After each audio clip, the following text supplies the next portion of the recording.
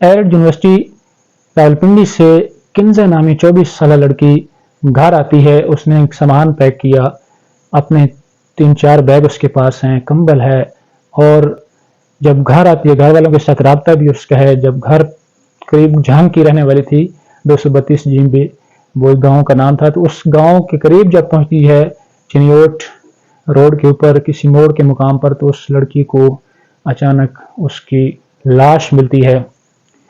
और फिर बताया जा रहा है कि उसको कत्ल करने वाला, उसको जहर देने वाला भी उसका कोई करीबी कज़न या उसका कोई रिश्तेदार था। तो किस कदर हमारा मुआशरा बेहिस हो चुका है। और बताया ये भी जा रहा है कि उसने रिश्ता मांगा और उनको रिश्ते से इनकार किया गया, तो उसने फिर वर्गलाकर उस लड़की को जहर देकर कत्ल कर दिया। किस तरह हमारा मुआशरा बेहिस हो चुका है। कहीं पे बलूचिस्तान के अंदर 6 लोग नजर आते हैं कि गाड़ियों से उतार के उनको गोलियां मार दी जाती हैं।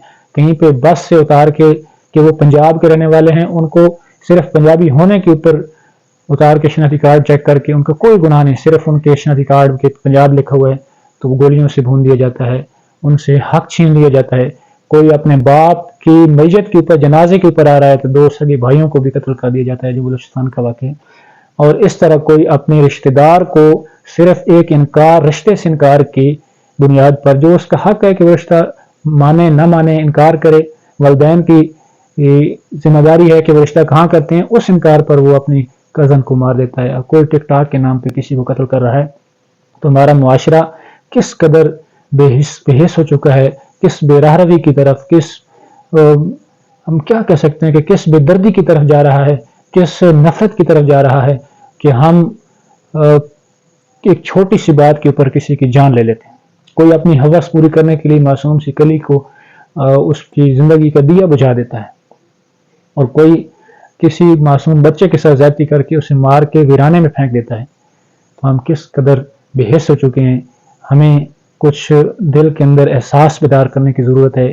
इस्लाम के मुताबिक अपने बच्चों की तरबियत करने की ज़रूरत है, ताकि ये बड़े होकर मुआशरे के अंदर इस कदर जो लुटेरे और डाकू न बने, इस तरह इज्जतों को पामाल करने वाले न बने, बल्कि इस्लाम के मुताबिक ज़िंदगी गुजारने वाले बने। अल्लाह ताला हमें इस मुआशरे के अंदर हमें अमन अता करें और सुकून के साथ एक दूसरे को बर्दाश्त करके रहने की तौफीक अता करें।